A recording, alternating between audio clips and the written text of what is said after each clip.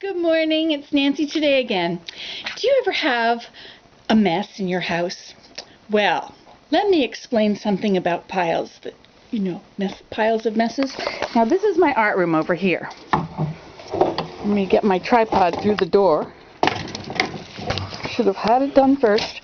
Okay, so here we have some what we would call cascading piles.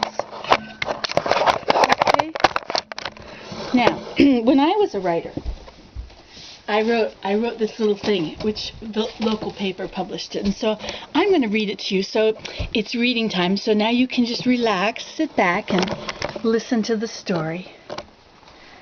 It really bothers me that the tops of piles are never level. Have you noticed that? Things are constantly sliding down off them. Whether they be breakable or not doesn't matter. What does is that no matter how many times you push things back up to the top, they slide down to the bottom again. Short of dismantling the entire pile and starting with a solid base and building narrower as it goes up, always making sure that the top is flat, there seems to be no way of ensuring against slippage. You notice the slippage happened there, and it's upside down.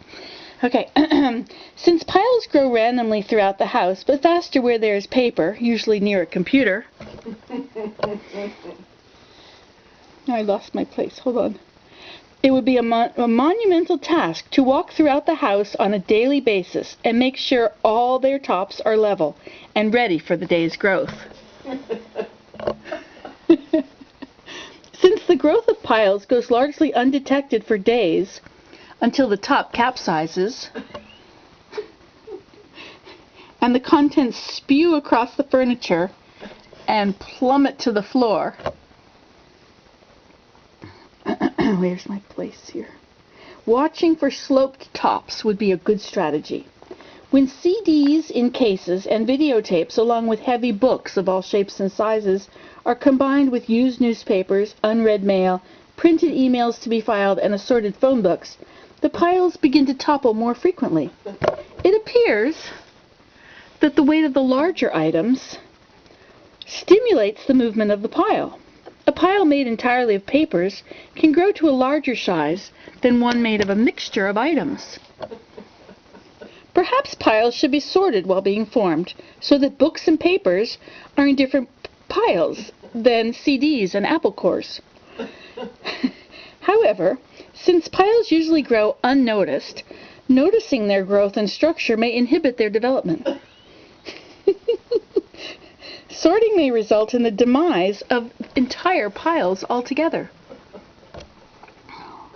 A laundry basket selected for the containment of sundry piles may keep them from growing at all angles and toppling. Of course, because of the nature of piles, they will grow even out of the largest laundry baskets, and again, heavier items rising above the sides of the basket will undoubtedly trigger avalanching. While little scientific study has been carried out concerning the growth and nature of piles, I gotta find my place again.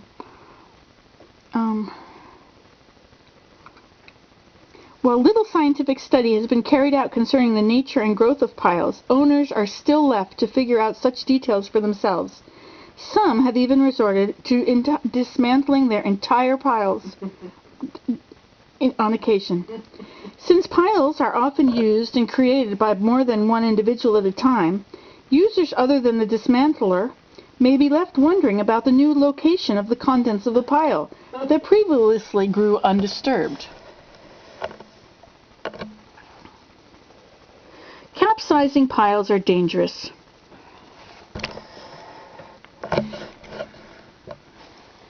Where's this? Perhaps because of their relative shortness, the problem arises not when the pile falls, but when it covers a path and gets walked on.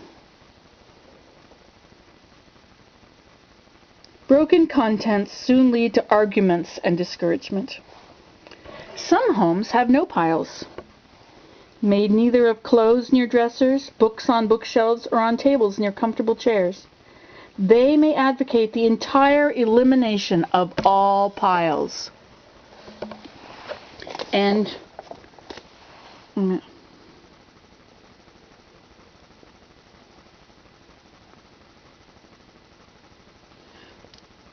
Hey, how did I miss that?